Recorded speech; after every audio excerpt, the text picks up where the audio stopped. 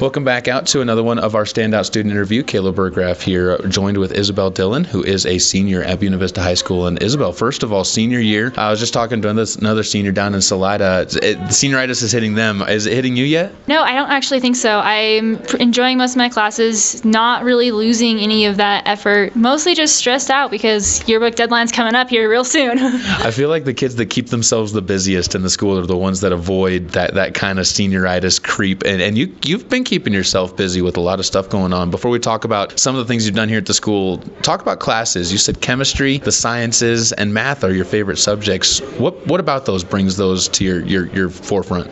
I really enjoy those classes just because they're something that's practical, they're logical, you can think about it and actually understand why something's happening, and so I really enjoy those classes. Talk a little bit about the chemistry side of things. That one you really get to be hands-on, but also you have a lot of book work. Which side do you enjoy more, the experimenting or really kind of the discovery part of it? I don't think I enjoy one over the other. I mean, they both go hand in hand, so discovering something will lead you to an experiment, or an experiment will lead you to discovering something.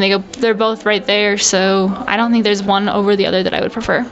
You also said in math you're kind of pushing yourself a little bit there. What drives you to try and get to some more difficult math, and what would you tell somebody nervous about getting to that level? I don't know. I've always enjoyed just like figuring something out and making something happen, figuring out a problem. So I've always enjoyed math, tried pushing myself harder in everything I do. The advice that I would give someone who's nervous about math is it might look hard, it looks complicated, but if you break it down into certain steps and you take it slowly and just a step by step, even if it takes you, it might take you a couple hours, but if you put in that work, you'll get there and it'll end up being much better, and you'll get better at it as you go along. You said that advice is something that you look for in a teacher as well, of somebody who's going to have that type of approach. How does that help you? Well, it helps because if you ever don't get something, you can go to a teacher and you can ask them, hey, what am I missing here? What is the problem? What do I not understand that maybe I should be getting at? What am I not seeing in this problem? You said that you are a participant in a lot of clubs and groups around here, but kind of that idea of helping people out, whether it's the teacher or somebody else, is giving you a chance to create a club and group here, the peer tutoring. Talk about that and where that came from and kind of how that idea grew into what it is. The summer before my sophomore year, I had noticed in my freshman year that kids couldn't go to a teacher for help because it felt awkward to them, and they were more comfortable going to another student to ask for help. So I figured I'd create something where they could have like designated people that they could go to get this help, and it would actually and then they could make sense of it. I thought it was really cool. Definitely good too when you can kind of bring it from a kid's perspective and get that same level going for it instead of having an adult talking down. Talk a little bit now about beyond that. What are some of the things that you really are looking forward to about the next steps beyond this? Because you're getting set to kind of challenge yourself, where you're going to be looking at that, okay, who do I learn from and what's the next step? A lot of choices for you though. 9 schools you said you were accepted to.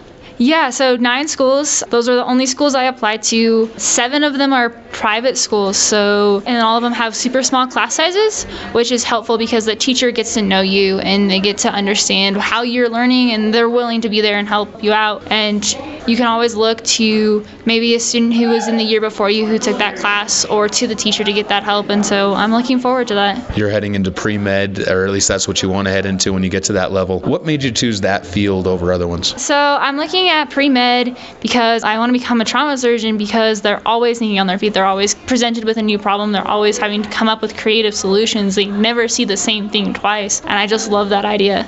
That seems like it follows that problem solving of math and science going right through it. We'll wrap it up with this. You gave advice to kids on kind of working through that side of things. So I won't ask you for advice that you would pass on, but what are you going to miss the most about this area? If somebody in college asks you what it was like being in Buena Vista, being in the mountains, what would you tell them? I think I'm probably going to miss the most just like the size of the community, the fact that they're willing to come together and put on awesome events or support each other when times are rough. My grandparents moved here when I was 1, so that, and the fact that I'm going to miss being able to see where they wanted to come to when they retired, and I'm going to miss the views and stuff, but I think I'm going to really look forward to what comes next. Well, it's been a pleasure to talk to you, Isabel, and we'll look forward to hearing the future endeavors that you get onto, and hopefully you are going to thrive just like you have here. Thank you.